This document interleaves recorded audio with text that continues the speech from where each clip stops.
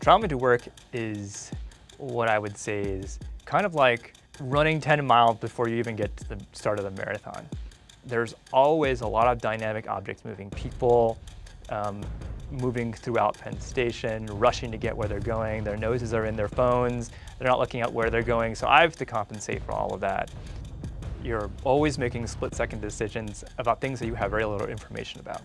So for someone who is visually impaired like me, who can't see, you have about a 4-foot radius of information that you can pick up with your cane.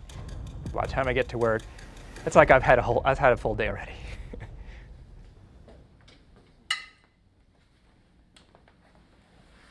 My name is Jack Chen. I am currently a product counsel at Google. I've been working at Google now for about 6 years. I am like the quarterback or the general counsel for the product from a legal perspective. So anything that happens in the product, in Chrome OS and Chromebooks, I'm responsible for figuring out what the legal risk is, how to navigate around it. It spans all kinds of areas of law, right? From trademarks to open source, to privacy, to litigation. So I get to put on lots of hats. I get to learn lots of different kinds of law, and I find that super interesting. So I am totally blind, and that means that I have no light perception whatsoever. I wasn't born that way, though when I was born I had some limited vision. When I was 16, I went for my last eye operation where, because of some hemorrhaging and some head movement during the operation, I lost the remaining sight. Most people will ask me, what's the most difficult thing about being a lawyer and being blind? And I'll be really honest, it's kind of hard for me to think about that now. I kind of say to myself, well, no, I don't really have a lot of challenges. I found ways to get around most of the things that are difficult. Just to give you a little bit of a sense of that, I use a couple of different types of technology to do my work.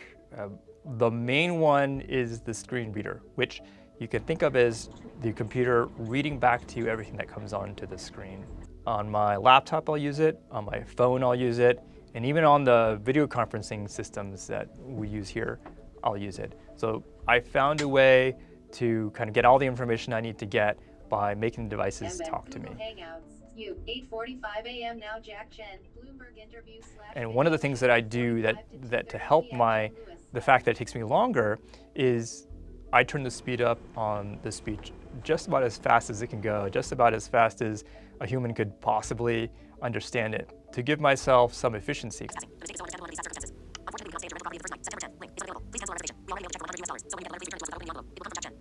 Anything that's visual is a challenge. So redlining, for example, lawyers do, right? Redline.